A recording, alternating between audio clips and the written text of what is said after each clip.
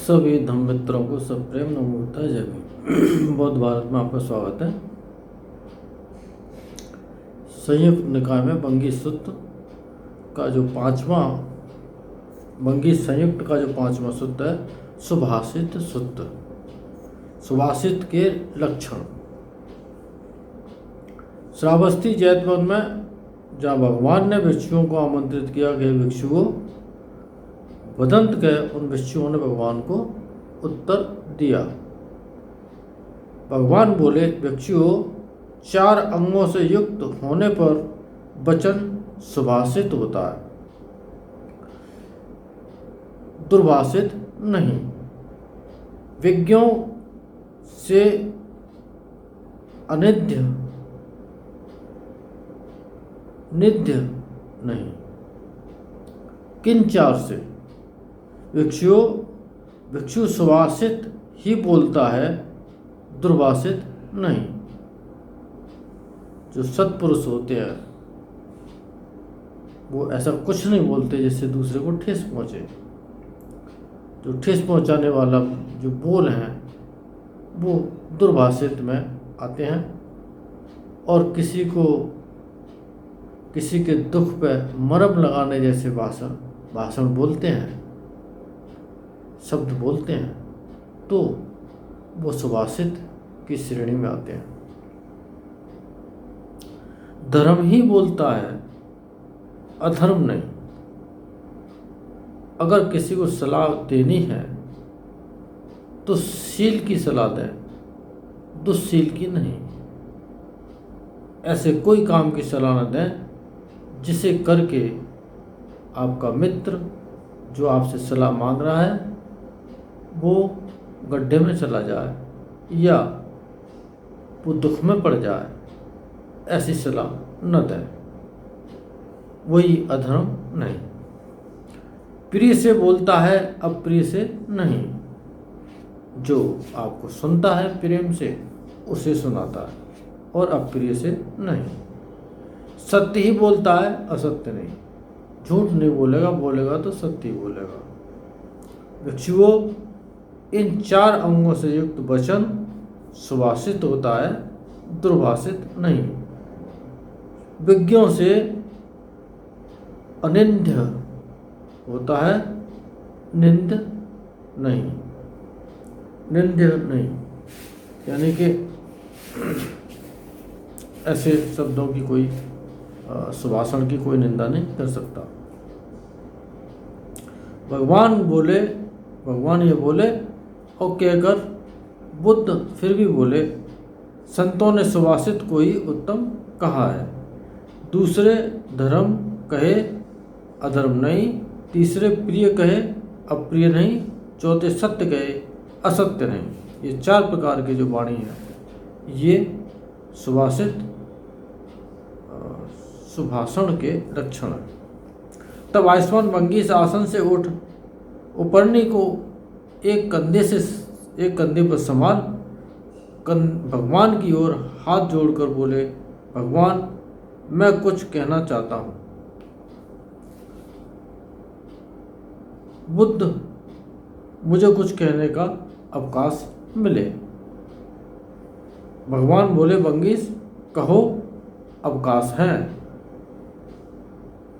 तब आयुष्मान बंगीस ने भगवान के सम्मुख अत्यंत उपयुक्त गाथाओं में स्तुति की। उसी वचन को बोले जिससे अपने को अनुताप न हो और दूसरे को भी कष्ट न हो। वही वचन सुभाषित होता है। प्रिय वचन बोले जो सभी को सुहाए, जो दूसरों को दोष नहीं निकालता, वही प्रिय बोलता है। सत्य ही सर्वोत्तम वचन है, यह सनातन धर्म है। सत्य, अर्थ और धर्म में प्रतिष्ठित सज्जनों ने कहा है। बुद्ध जो वचन कहते हैं, क्षेम और निर्वाण की प्राप्ति के लिए, दुखों को अंत करने के लिए, वही उत्तम वचन है। छठवां सूक्त है सारिपुत्र सूक्त, सारिपुत्र की स्तुति। ये उनके सम्मान में वंगीस बोल रहे हैं, अभी भगवान के सम्मान में बोले, अब सारिपुत्र की स्तुति। एक समय आयुष्मान सारिपुत्र श्रावस्ती में अनाथपिंडक के जैतवनाराम में विहार करते थे। उस समय आयुष्मान सारिपुत्र ने भिक्षुओं को धर्मोपदेश के लिए भिक्षुओं को धर्मोपदेश कर दिखा दिया। उनके वचन सभ्य, साफ, निर्दोष और सार्थक थे और भिक्षु लोग भी बड़े आदर से मन लगाकर ध्यानपूर्वक कान दिए सुन रहे थे।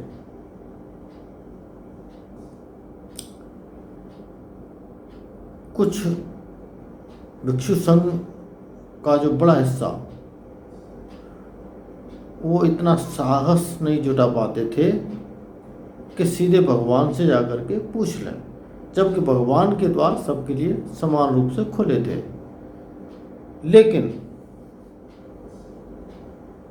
भगवान के कहे का अर्थ न समझने पर वो खुद भदंत सारिपुत्र के पास आकर उसका अर्थ जानने के लिए और अपने जो प्रश्न हैं उनको भदंत सारिपुत्र के सामने रखते थे और वो सारिपुत्र उनको ठीक प्रकार से समझाते थे। तो इसलिए भी वो सारिपुत्र का बहुत सम्मान करते थे भिक्षु संघ। तब आयुष्मान वंगीस के मन में यह हुआ कि वह आयुष्मान सारिपुत्र धर्मोपदेश जो दे रहे हैं या करें और भिक्षु लोग भी सुन रहे हैं, तो क्यों न मैं आयुष्मान सारिपुत्र के सम्मुख उपयुक्त गाथाओं में उनकी स्तुति करूं। तब आयुष्मान वंगीस आसन से उठ उपरनी को एक कंधे पर संभाल, जो चीवर होता है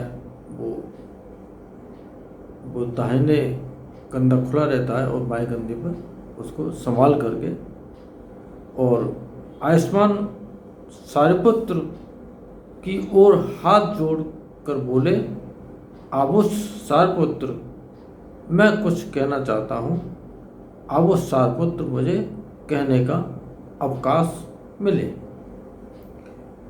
यानी कि एक परमिशन मेरे लिए ग्रांट हो कि मैं कुछ कह सकूं। ये अनुशासन था उस समय का।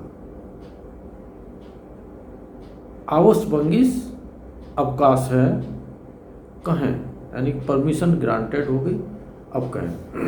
तब आयुष्मान वंगीस ने आयुष्मान सारिपुत्र के सम्मुख उपयुक्त गाथाओं में उनकी स्तुति की। गंभीर प्रज्ञ, मेधावी, अच्छे और बुरे मार्ग के पहचानने वाले सारिपुत्र महाप्रज्ञ भिक्षुओं में धर्मोपदेश कर रहे हैं। संक्षेप में भी उपदेशते हैं, उसका विस्तार भी कह देते हैं। सारिका की बोली जैसी मधुर ऊंची बातें बता रहे हैं। उस देशना की मधुर वाणी आनंददायक, श्रमणीय और सुंदर है। उद्ग्रचित और प्रमुदित हो भिक्षु लोग कान लगाए सुन रहे हैं, यानी कि फुल्ली कंसंट्रेटेड माइंड से और बड़ी श्रद्धा के साथ, और कान लगाने का मतलब बड़े ध्यान से और उपदेश को सुन रहे हैं। सातवां सूक्त है पवारणा सूक्त, पवारणा कर्म। एक समय भगवान 500 केवल अरंत भिक्षुओं के एक बड़े संघ के साथ श्रावस्ती में मिगार माता के पूर्वराम प्रसाद में विहार करते थे। उस समय पंचदशी के उपोदस पर पवारना के लिए सम्मिलित हुए भिक्षु संघ के बीच खुले मैदान में बैठे थे। तब भगवान ने भिक्षु संघ को शांत देख भिक्षुओं को आमंत्रित किया। भिक्षुओं, मैं पवारना करता हूँ। तुमने शरीर या वचन से कोई दोष तुम मुझ में नहीं देखे हैं। भगवान के ऐसा कहने पर आयुष्मान सारपुत्र आसन से उठ उपरनी को एक कंधे पर संभाल भगवान की ओर हाथ जोड़ करके बोले, बनते, हम लोगों ने शरीर या वचन से कुछ बुराई कर भगवान पर दोष नहीं चढ़ाया है। बनते, भगवान अनंतपन मार्ग के उत्पन्न करने वाले हैं। ऐसा मार्ग जो पहले कोई नहीं जानता था, वो उन्होंने उत्पन्न किया, उसका आविष्कार किया। न कहे गए मार्ग को बताने वाले हैं। ऐसा पहले किसी ने कहा ही नहीं। ऐसे मार्ग को बताने वाले हैं, मार्ग को पहचानने वाले हैं। किसी ने इस तरह के आर्यष्टांगिक मार्ग की पहचान ही नहीं कर पाई, और वो पहचानने वाले हैं। मार्ग पर चले हुए हैं, यानी कि पूरे मार्ग पर चल करके सम्यक संबोधि प्राप्त की है। बनते, इस समय आपके श्रावक भी आपके अनुगमन करने वाले हैं।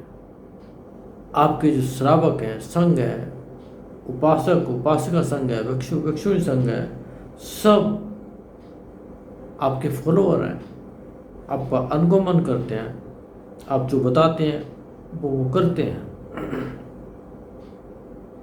बनते, मैं भगवान को पवारना करता हूँ। भगवान ने हमसे कोई शारीरिक या वाचिक दोष तो नहीं देखा है। अब वो भगवान को ही पवारना कर रहे हैं, और वो खुद पूछ रहे हैं भगवान से कि भगवान, हमें तो नहीं ऐसा कुछ देखा। वो सारिपुत्र, मैंने शरीर या वचन के दोष करते तुम्हें कभी नहीं पाया है। तो सारिपुत्र और महामोगलन, ये दोनों अग्र शिष्य उनके जो थे, तो ऐसे ही कोई सम्यक संबुद्ध का अग्र शिष्य ऐसे नहीं बन जाता। महागुणवान होते हैं वो लोग, तभी उनके वो बन पाते हैं। और वैसे उनके जैसे और लोग थे उनकी टक्कर पर, लेकिन चूँकि ये दो लोग बड़े अनुभवी लोग थे, भगवान के सारे धर्म को इन दोनों लोगों ने बहुत फैलाया, बहुत लोक कल्याण किया।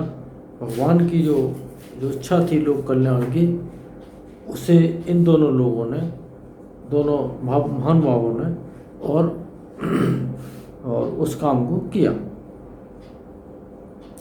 तुम पंडित हो, पुण्यवान हो, महाप्रज्ञावान हो, तुम्हारी प्रज्ञा प्रसन्न, सर्वगामी, तीक्ष्ण और अपराजेय है।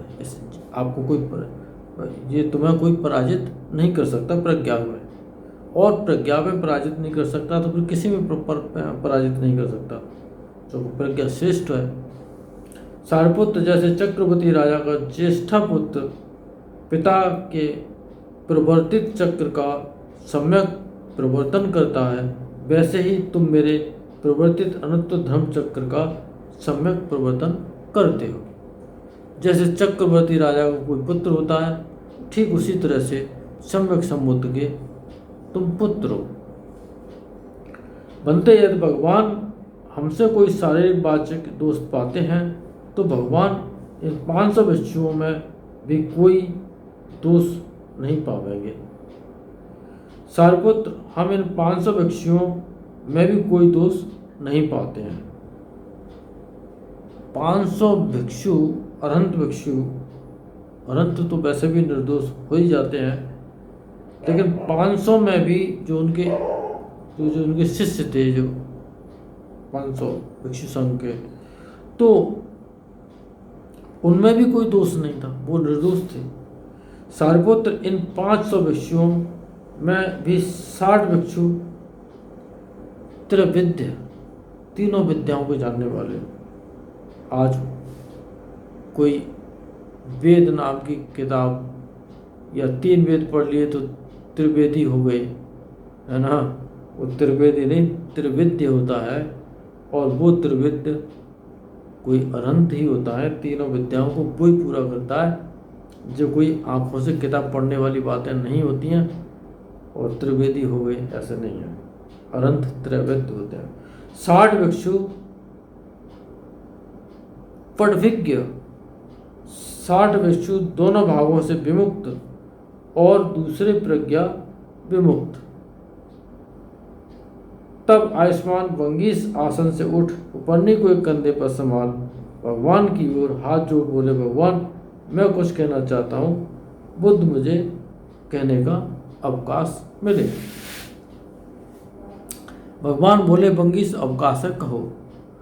तब आयुष्मान वंगीस ने भगवान के सम्मुख उपयुक्त गाथाओं में उनकी स्तुति की।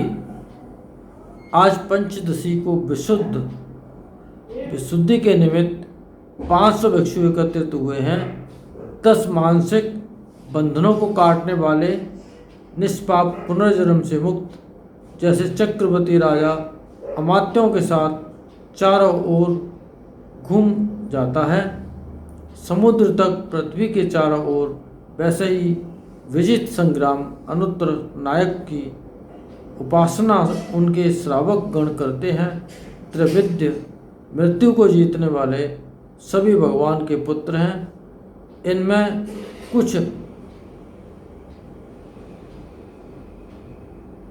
अत्युक्ति नहीं है, अत्युक्ति यानी अतिशयोक्ति नहीं है। तृष्णा रूपी शल्य को काटने वाले एक ऐसा तीर जो हृदय में विधा होता है और जो तृष्णा नाम से जाना जाता है, उसको काटने वाले हैं। उन सूर्य वंशोत्पन्न को नमस्कार हो। सूर्य की तरह से चमकने वाले, या ये कह सकते हैं कि सूर्यवंशी बुद्ध हैं, उनको नमस्कार हो। इन भगवान और उनके संघ के बड़े बड़े प्रज्ञावान भिक्षुओं के साथ जो कथा संलाप हुआ, आपने सुना। इन धर्म सूत्रों के महाप्रताप से आप सबका मंगल हो, भला हो, कल्याण हो, संसार के सारे प्राणी सुखी हों। साधु साधु साधु।